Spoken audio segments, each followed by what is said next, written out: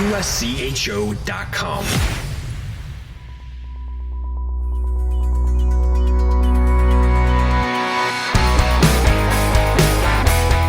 Welcome to USCHO Weekend Review for Monday, March 11th, 2024. This podcast is sponsored by the NCAA Men's Division I Frozen Four, April 11th and 13th at XL Energy Center in St. Paul, Minnesota. Visit ncaa.com/mfrozen4 to get your tickets today. I'm Ed Trefzger alongside Jim Connelly and Derek Schooley. And first casualty of the postseason, and one you could almost see coming as we talked about it on last week's USCHO Edge, Jim. Dropping the three-game series to Ohio State was Wisconsin, 2-1, 1-3, 4-2. Going back to January 13th, Ohio State has 5 wins and 12 losses. 4 of them are against Wisconsin, and one of them is Michigan State coming up. I don't know what you say about this with Wisconsin. Fans and sports writers like to talk about one team being another team's kryptonite, and certainly they're just teams that seem to not match up well against others. What happened here? I think you're right. Achilles heel, kryptonite, whatever the word you want to use, but it's exactly what happened. It gets in your mind. And Derek, I'll let you take the coach's perspective, but as an outsider and a guy that's seen a lot of this, sometimes it just gets in your head. And that was a good bounce back win after a 2-1 loss on Friday. It's a good bounce back win on Saturday. And then you say, okay, Sunday, Wisconsin will go in and take care of business. Guess what? They didn't take care of business. And now you have a team, you just pointed out, Ed. Ohio State has just 5 wins since January 13th. 4 of them are against Wisconsin. One of them came a 6-2 beating that they handed to Michigan State in Lansing. And guess where Wisconsin gets to go now? I'm sorry, guess where Ohio State gets to go now? They get to go to Lansing. And this also, I think, goes to the other side of it in terms of the mental state for Ohio State. They believe that they can win these games because they've done it all recently. Now they're thinking, we're going into Michigan State. We've already beat them in their barn. We crushed them 6-2. Yeah, we lost the next night, but we crushed them 6-2. We can do this. I mean, I would think that is as much of a positive psyche moment for Ohio State than anything. Yeah, I agree with you. Sometimes it gets there, and I'm going to use a couple Atlanta cocky references, obviously, because I live it. But and Ed just saw it. We didn't match, and there are teams that you don't match up well with against either. We don't match up well right now with our IT. They beat us 6 times this year, but then we were successful against Niagara. And now Niagara, who is 1-1-1 against RIT, plays them. So there's sometimes just matchups that don't work. You also I'll use Niagara again. 2 years in a row, they've went into Sacred Heart in the playoffs and knocked them out. There's some teams that just get you, and you don't know why. It's just, maybe it's a style of play that you're not used to. Maybe it's something they do that just really gets to your players. There's something. Sometimes matchups just don't work in your favor. Sometimes they do, and sometimes you're going, I hope I get that team. And sometimes I'll throw the last thing out there is when you get that team as well. It's when you get them in that series. And does Ohio State beat them when Wisconsin was rolling earlier in the year? Whatever. For playoff games, I mean, they were a little bit leaky right now. We've talked about that in the show, and they just got them at a good time. It doesn't hurt Wisconsin going into the NCAAs, but they were a top 4 team at one point about 3-4 weeks ago in the PairWise. Today, they're at number 9, unless something moved when I wasn't looking last night. That puts them to a number 3 seed. So you drop from being a 1 seed or maybe a 2 seed, and a 2 seed versus 3 seed, it's home versus visitor, last change in the games. That makes a difference. So that really has been a step back for the Badgers, although Mike Hastings has said right along, maybe they've overachieved, or maybe they're just a little better team, or they're considered a little better team than they are right now. But that's a big drop back for them. Yeah, I've heard people say this, and it's not just Mike Hastings, people that are around that team a lot that say, this isn't yet their year. They're going to get there. They're going to be an unbelievable team very soon. But I think this weekend showed maybe they're just a little bit not ready for prime time. And that's okay. This was a team that was awful last year. And it had been kind of awful for every year except Cole Caulfield's year, the pandemic season. So I think that it's okay to not be great. They're still having a fantastic season. Maybe now they go in with a little bit less of a bullseye on their back, and maybe now they go in with a little bit less pressure on their shoulders, and that could be the team. Don't forget, I think about, Yale when they won it. I think about Providence when they won it. Those two teams barely got in because they put some stinkers up in the postseason, and they still found a way once they hit the reset button to win a national championship. I mean, yes, we talked in November. Were we surprised that Mike Hastings' team was number one? We talked about that, and we're all like, nope, not surprising. But if they would have been this, if this version at a 9, we still would have been talking what a successful year this is. Correct. Yep. And this is more maybe where they are, like you said, as a team now compared to that number one. Maybe the expectations, sometimes you can't continue with the expectations that you're being dealt, especially when you got the Big Ten schedule ahead of them. So I think this is where they probably are. And I don't know. I don't think it's a disappointment. Maybe they were just a little higher than they should have been at the beginning, and they've finally hit back to earth. And there's nothing wrong with where they are. And I wouldn't bet against them when it comes to the NCAA tournament. Well, you mentioned Yale, and that's one to remember. If folks don't remember all the way back to 2013, they lost the semifinals in the ECACs in Atlantic City, then lost the consolation game, which they still had at the time. And the buzzer didn't sound before they were already on the bus and on their way back to New Haven. And then they were the last team in as an at-large and won the national title. It can happen. But Ohio State, so you're in a situation right now. Steve Rollick is a great coach. His team now has shown some success. You might use the phrase playing with house money here. There's no pressure on a team like that, right? They can go out there, have fun, and try to win a championship in their league. Yeah, that's what a lower seed does. The lower seed uses the motto, no pressure. The pressure is always on the high seed. And sometimes they get beat. I mean, sometimes they don't. But there's nothing that Ohio State has to lose right now. They're not going to make the tournament if they don't win out. And they just got to go in and do what they need to do against a tough opponent. And that opponent's been sitting waiting. They're going to have a little rust at the start. Ohio State's going to have a little bit of juice coming in, a little bit of excitement, winning an elimination game and getting the playoff feel. There's going to be no pressure on them whatsoever. And they're probably taking the attitude of why not us? And they've got to win 3 games. They've got to win 3 more games and they get into the NCAA tournament. That's all it comes down to. Yeah, I'll actually take the other side of that too. Michigan State has all the pressure on them, and they don't. Absolutely. They have no experience in this. Nobody in that program for the last 20 years has gone into a tournament as the number 1 seed. This is totally uncharted territory. I know that Adam Nightingale has done a fantastic job with this team, but there's so much pressure on them right now as the number 1 seed. Everybody out in Lansing just wants to see them win the Big Ten championship. And it might not be as easy as we might, as a number 1 seed would like it to be. This is going to be a tough run, and it starts with a team that is playing loose, playing with the house money. I'll give you every cliche. Oh, and yeah, as I mentioned, they just beat you 6-2 a few weeks ago in your barn. Congratulations, Adam Nightingale, getting a contract extension. Well deserved, by the way. But I don't. You said it right. The pressure is on them. They're sitting there the week off, reading their press clippings, expecting not to play this team. Then they may be a little, we get the last place seed.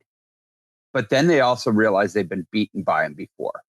And then it gets a little crazy. So. And another part of this is there's more than just Big Ten championship pressure on Michigan State. They still have some room, depending on what happens, especially with Denver, to get into that top 4 in the pairwise and be a number 1 regional seed. That's still, it's a bit of a gap there, but it's still within their grasp. You're talking, almost a 40% chance of being the number 1 seed. Yes, the most possible seed is either the 4 or the 5 overall. So yeah, they certainly have a chance to get into that top spot. Well, there were some other playoff upsets over the weekend. Rensselaer down to Clarkson in the ECAC. And for Clarkson, this has to be sort of a sad ending on what has been a bit of a disappointing season for a team that a lot of us had a lot more expectations for. That's a tough one, but congratulations to Dave Smith and RPI for this has been a tough season for them. Finding a way to hit the reset button and get into the quarterfinal round. That's a big accomplishment for them. Yeah, I mean it's hard. We were talking about Clarkson being the potential team to knock off Quinnipiac and maybe be that second team down the stretch. So yeah, this is a tough one to deal with up in the North Country, and I guess the North Country's got St. Lawrence to root for. Whether you've got Canton or Potsdam ties, there's still one team remaining, and that's obviously St. Lawrence. But tough loss for Clarkson this week. And another one, AIC. Now, the odds makers had AIC as a favorite, but they were the lower seed against Air Force, a place that's never easy to go play. An overtime win 3-2 on Saturday gave the Yellow Jackets the sweep. Eric Lang's team's had a lot of injuries this season, and he's had like 10 guys end up out of the lineup. But that win, and now they get to play near home against Holy Cross for the semifinal round in Atlantic hockey. That's got to be a big win for AIC and a disappointment for Air Force. Yeah, we had a chance to watch the third period in overtime on the bus on the way back, and you could just feel AIC coming. They were down 2-0, got the early goal in the third period. They had all the momentum. They got the late goal, and back and forth overtime ended on a good goal. But I don't really think that that's an upset. AIC was a perennial top 4 team that dropped towards the end because of their injuries. Now, they played a little possum, did AIC. They kept saying Brian Kramer, who's a potential all-league defenseman and defenseman of the year, was out for the year. He was back in the lineup, which obviously was a big boost to them and moving forward in the playoffs. So they did get a big piece of the puzzle back. And I think that helped them a tremendous amount. But that's tough to go up to Air Force and win both games. That's a challenge, and they got it accomplished. And you mentioned before, Derek, Niagara, 2 years in a row winning at Sacred Heart. Seems like I don't know what it is with Sacred Heart. There's something they need to get over the hump with. They've got this great new arena there. They're getting the fan support, but it's been a real letdown in the league playoffs 2 years in a row now. Yeah, I don't want to go there with what's missing or what they've got, because I think they do have a great setup, and they've got a great CJ's a very good coach, and he does things well.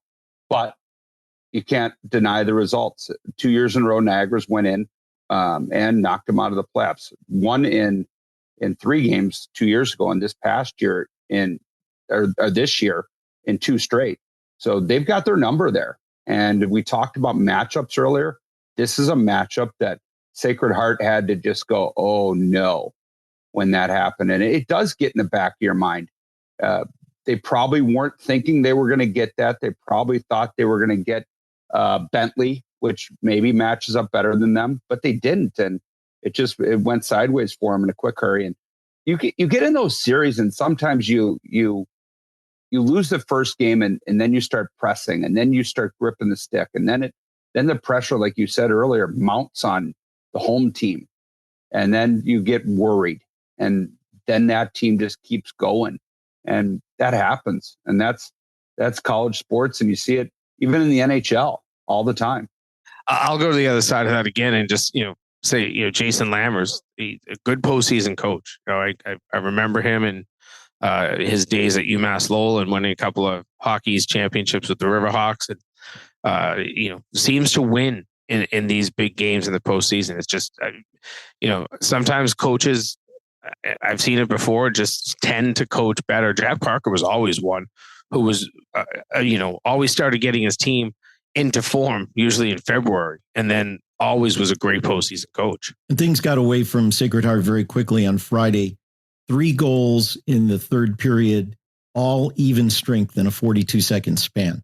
That's one that just it's a shocker, and that's one that you mentioned, Derek, that was a sweep, and that takes your mental state right away from you quickly.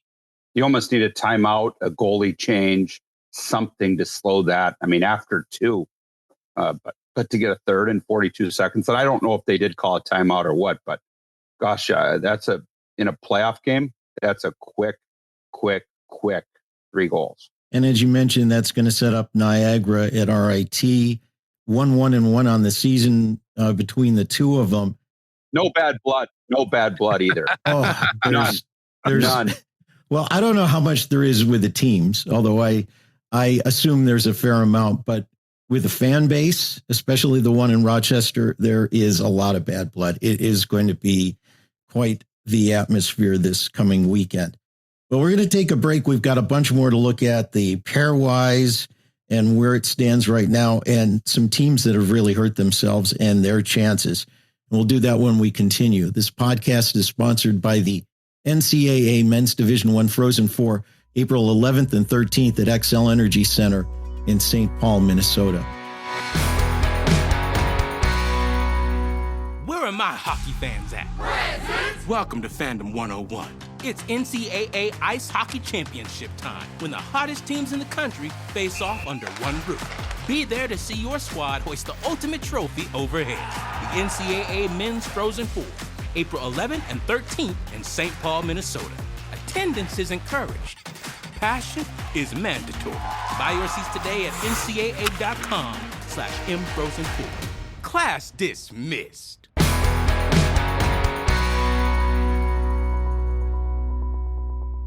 Welcome back to USCHO Weekend Review. We've been talking the last 2-3 weeks about what would happen with UMass if they were a 4 seed and BU would have to be the one to match up, and then they couldn't and have to get moved around, and what would happen there. They have slid down, but now Omaha, with the sweep of North Dakota over the weekend, is moved up to number 12 in the PairWise. And so they're also the host in Sioux Falls. So say they finished 13-14, which they could.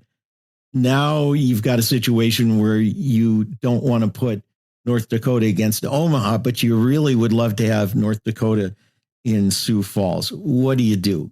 Derek, you've been on the committee. What would you do? What would be the conversation? You know what? I didn't like that question when I saw Jimmy's notes, because that's yeah, you laugh. Yeah, thanks. And then I got to go. Then I got to go first too. Thanks, Ed. But I don't know. I think you got to do what's best for business, and I think that's best for business. What you said. I think it'd be hard. I think it's going to be a challenge, but I think it will hurt attendance in Sioux Falls if you don't have North Dakota there. Like crushes attendance. Yeah, and then how much do they travel thinking, hey, we're going to be a number 1 seed, and then let's hold on for the Frozen Four after just potentially going to St. Paul. I mean, yeah, I think you got to do what's best for business. Yeah, I don't disagree, and I know I'm jumping ahead here, but you could end up. UMass is now in 15. If they move up, and you end up with Omaha 13, UMass 14, you set up a possible BU UMass in Springfield. You set up a possible North Dakota Omaha in Sioux Falls. Do you really want BU Omaha in Sioux Falls and North Dakota UMass in Springfield? No. And I know that we've said this in years past, oh, North Dakota will travel anywhere in the country. They'll put tons of fans. And we saw last year, I think it was last year, it wasn't true. Whenever the last time they made a regional, they had to go east, and it wasn't true. They didn't. Albany. Yeah, right? Albany. They didn't pack the place. Yeah, it was 2 years ago in Albany. And so it doesn't all that statement maybe held water at one point, but it doesn't. And I'm not taking away from North Dakota either. Their fans are awesome. They do travel, but you literally can create two of the best atmospheres. Yes, you are, literally redoing some moments that you've had throughout the season. In North Dakota, Omaha literally just played this weekend. They could face each other in the tournament again at some point. I just think, I don't care. Put the fans in the stands and let's create great atmospheres. I know it's a national tournament. Everybody's gonna hate me for saying that. It kind of does take the national out of the national tournament, but create some regional games. I don't care. Well, here's the problem also. And you're right about North Dakota fans. They will travel to Sioux Falls and they would hypothetically travel to St. Louis. But the problem is you've only got 2,500 seats in St. Louis. So attendance is not going to be a problem. Getting people getting tickets is going to be the problem. So what do you do with that? And who's going to travel to see BU in Sioux Falls? That doesn't make any sense either. So I think you're right. They may have to look at that, but boy, that's not a decision you want to have to make, because then everybody starts yelling about bracket integrity. Did you notice I didn't say I didn't really go? I just said you have to do what's best for business. I didn't give it one way. Nobody caught that one, did they? I just said you got to do what's best for business. I mean, to me, business means money. Money means ticket sales. So best for business to me was sell tickets. Yes, I agree. Well, and it's also the games with more energy, more of a rivalry. BU and Omaha don't really have a history, but Omaha and North Dakota, who wouldn't want to see that game, right? And same with BU, UMass. Those fan bases don't like each other. Speaking of UMass, they're now below the bubble after the weekend, but they're at number 15. Providence is number 14, which is right on the edge. Maybe not getting in. They're going to play in the quarterfinals of the Hockey East tournament. Now, this is a single elimination game. It's going to feel like a play-in game, because whoever loses this one, they're done, right? They're done playing. They're probably done in the PairWise. Maybe they pick up a little bit more of that. Maybe they move up a spot or two. They're still going to be on the edge, but whoever loses, they're probably out. So, But then on the other hand, if UMass wins and they're in, and then we have that whole situation we just talked about, that's another conundrum. But this is also a situation where Hockey East has gone from maybe 5 teams into the tournament, maybe down to 4 or 3 with all of this. Is this maybe an argument for more than a single elimination so somebody can get 2 wins out of something? Or, I mean, how do you can argue both ways, and different seasons will give you different situations, but this is a tough one. 100%. And our most loyal listener, Steve Metcalf, I'm sure will hear this. And this year, maybe, yes, you'd love to have 2 out of 3. So each team could maybe win a game. And then the third game, at some point you've probably boosted your PairWise by playing each other and each winning. But I think that if UMass were to win, they will move up probably far enough to get into the tournament. Providence might not move down, though, so they could stay around 14 and then have to sweat out conference tournament finals weekend. But it probably is the end of one team in Hockey East, that quarterfinal series. The scary thing, you kind of just alluded to it, Ed, is then maybe Quinnipiac doesn't win the ECAC, and you get a team from the ECAC that is now bubbling out the 14th team. If that's a Hockey East team, you've already knocked out the UMass Providence loser. Now we maybe get down to 3 Hockey East teams. Derek is cheering. I thought that you were Steve Metcalf's best friend, but no. Derek's cheering in the background here. I'm just cheering because I've been saying 13. I've been saying 13, and you finally said 13. I've said it for weeks. I just don't think it's going to happen. Yeah, you've said it. Yeah, and I've been saying 13, but it's how things have changed. I mean, this is just it's really crazy how things have changed. I know that'll hit your next point about St. Cloud, but my gosh, these were teams like that were almost in. Like we were talking five Hockey East, and I'm not rooting against Steve. And I talked to Steve about this, and he thought 5. And now because I've been saying 13, it could be 3. That's crazy. It's crazy to think that. Yeah, and we were looking at maybe a team from the ECAC, but now throw Ohio State in there. Why not? Oh my! That's now true. we're going to 12. Nobody had that on their 2024 tournament bingo card. 12 teams. No, you just never know. I will say this though: if it does happen, that just shows you the parity in college hockey. Yeah, and we've been talking about right now, like the top 9 teams are pretty much in. Maybe 10 is almost in, but there's still a lot of volatility from that 10 to 17 range there that we've seen week to week, and it's going to come into the last weekend of the season and the playoffs now. We're just going to have to watch fourth decimal points on Championship Saturday on the 23rd. Yeah. It makes it exciting, right? That's what we want.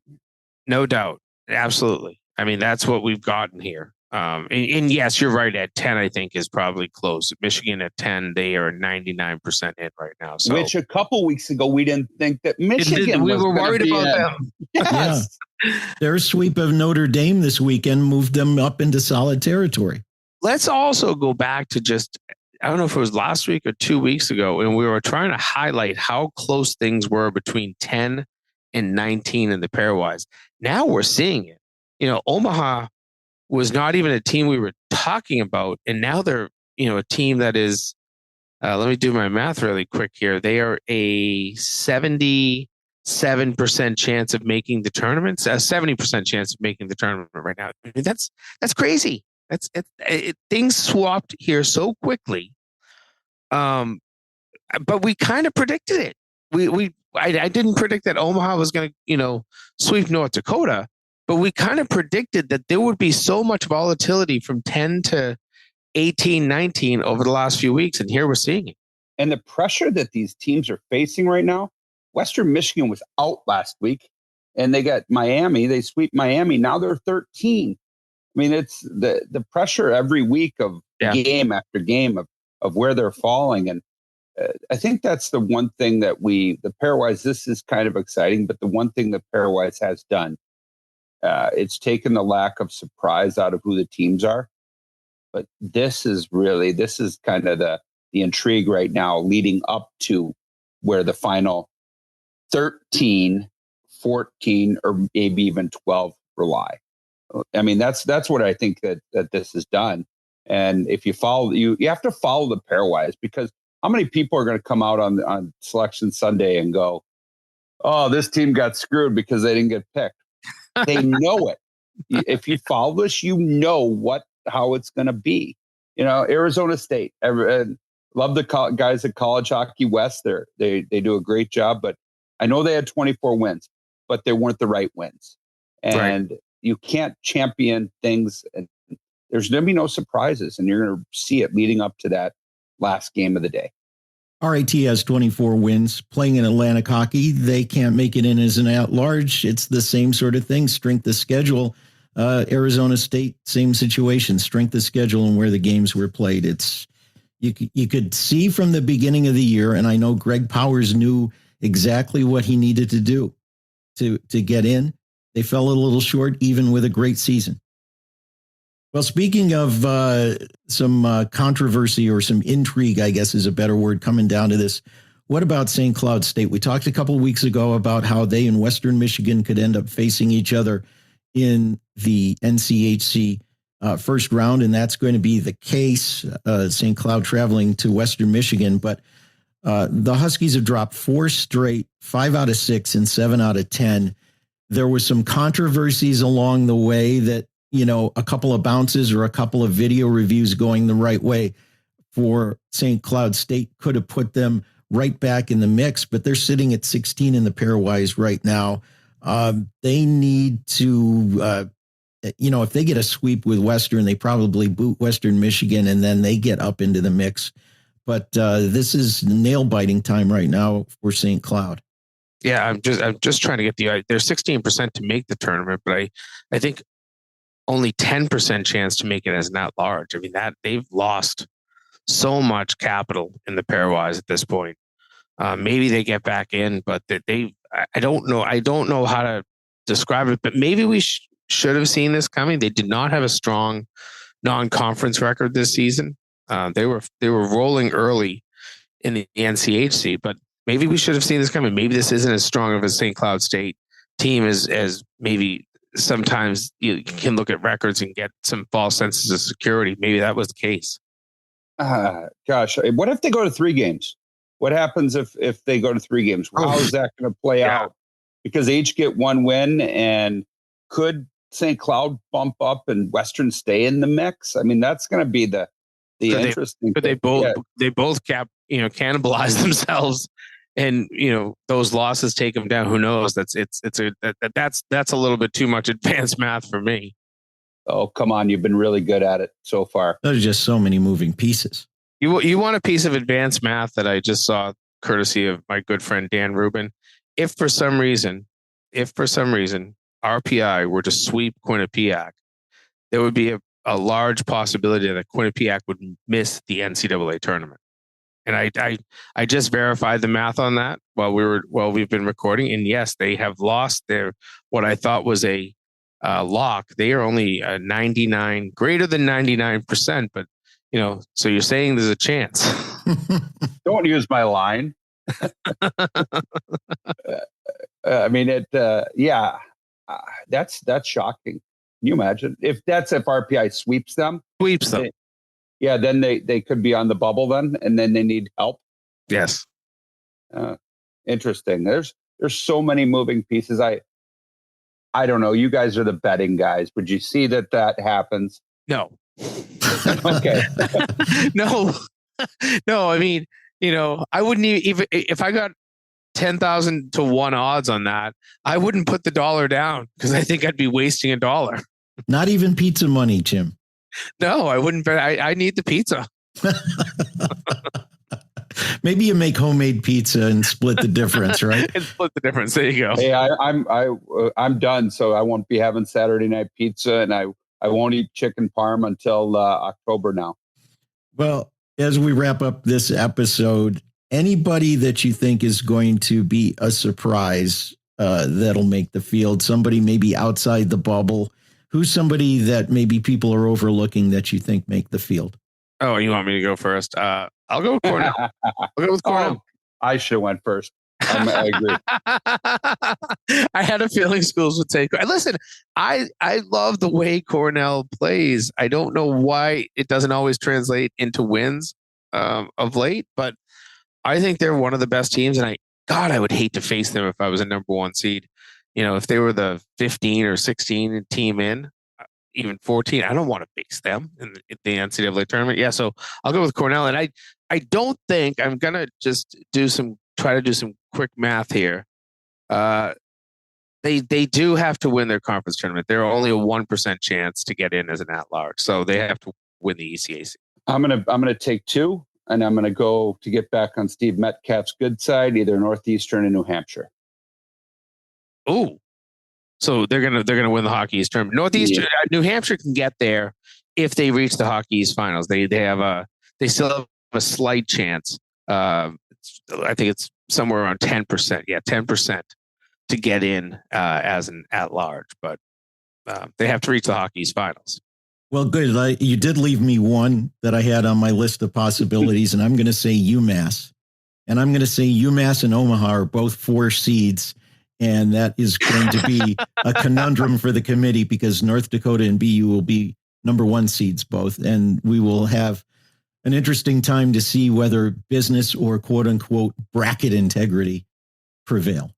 Hey, just want to just breaking news as we record this. It's just saw that Bowling Green has let go of Ty Agner, and just wanted to share my thoughts and that ties what a good person he is and what a good guy. And he's been dealt some tough things here over the last couple weeks and our last year. And he's a good guy. He's done a good job there. And I know his contract was up, but my thoughts are obviously never like to see that happen to another coach. And that kind of shocks me a little bit. Yeah, I guess I'm kind of surprised at that too. It seemed during the season that after the controversy at the beginning of the season, once he was reinstated, things were going very well for the Falcons, although kind of a stumble and a really bad series loss at the end of the season in the CCHA. Yeah. Well, with that, we'll wrap up this edition of USCHO Weekend Review. This podcast is sponsored by the NCAA Men's Division I Frozen Four, April 11th and 13th at XL Energy Center in St. Paul, Minnesota. Visit ncaa.com/mfrozen4 to get your tickets today. For Jim Connelly, for Derek Schooley, I'm Ed Trefzger, and this has been USCHO Weekend Review.